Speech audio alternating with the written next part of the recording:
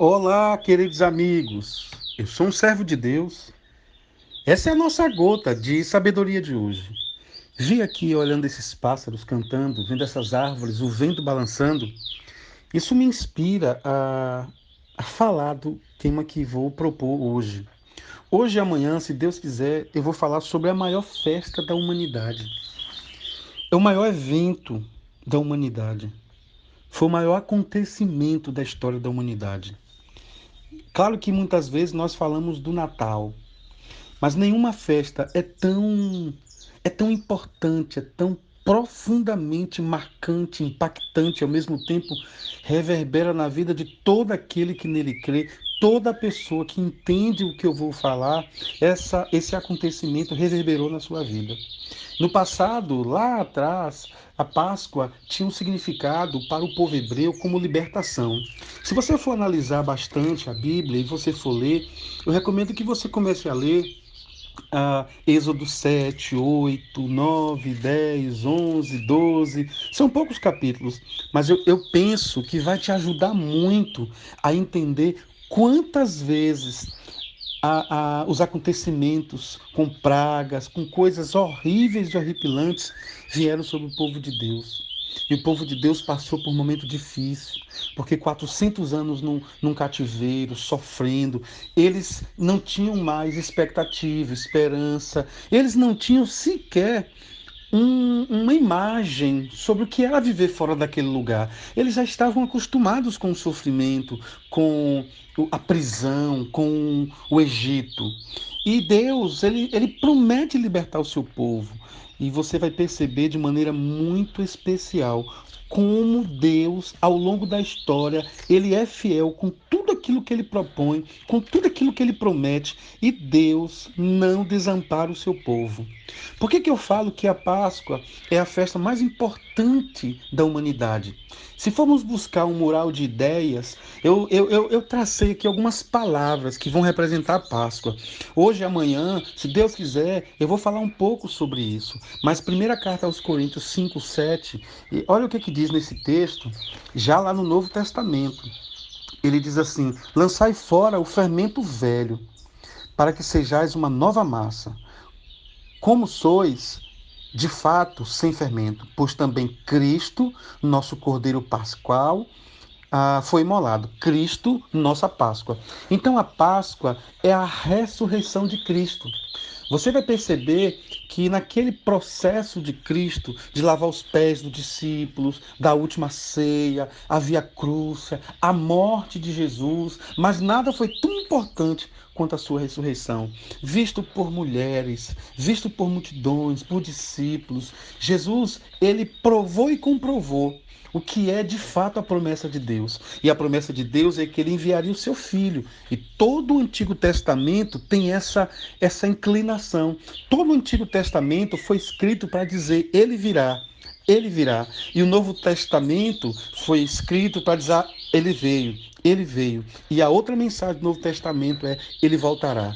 Então Jesus, ele ressuscitou por nós e ele virá buscar a sua igreja. Então podemos ter a Páscoa apenas como um símbolo histórico da nação de Israel, uma libertação do Egito. Nós podemos ter a Páscoa como uma interpretação de uma festa, com uma visão cultural, etnocêntrica, com dimensões para a vontade de Deus. Nós podemos ter uma dimensão histórica, nós podemos ter uma dimensão para o campo da política, porque um líder forte, carismático, um líder que conversava, que ouvia, que falava, que errava, que acertava, mas ele foi traçando os destinos da nação por longos anos. Depois nós podemos prestar atenção numa Páscoa como algo litúrgico. Podemos traçar a Páscoa como algo emblemático, religioso, com contribuições, inclusive do mercado, a visão mercadológica, onde outros elementos vão sendo inseridos, o ovo da Páscoa, o coelho da Páscoa, tudo isso fazendo menção à libertação. Mas nós não podemos esquecer que a Páscoa é Cristo. E as palavras que eu separei, para quem entender a Páscoa, as palavras são essas. A primeira palavra que eu, entendendo a Páscoa, precisa estar dentro de mim, na minha mente e no meu coração. A Páscoa é libertação. Na Páscoa, Jesus me libertou. Uma outra palavra que vem da Páscoa é salvação. Enquanto libertação é passar por cima, que é Páscoa, salvação é Deus tomando a atitude de resgatar o seu povo. É por isso quando João, capítulo 8, 32, por isso quando nós ouvimos tantas vezes a palavra de Deus nos falar sobre conhecereis a verdade e a verdade vos libertará, esse texto, ele só pode ser internalizado verdadeiramente se eu começar a entender que essa é uma libertação completa. A Páscoa é uma libertação completa, não é uma libertação num segmento, numa área. Por isso que Jesus é o libertador, porque Jesus é a libertação por completa.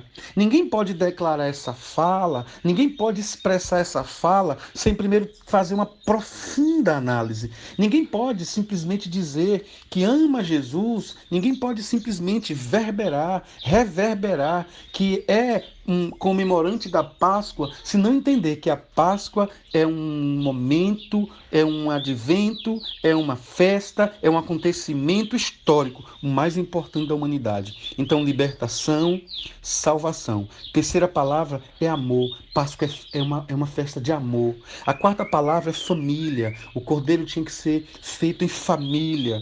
Os vizinhos partilhavam.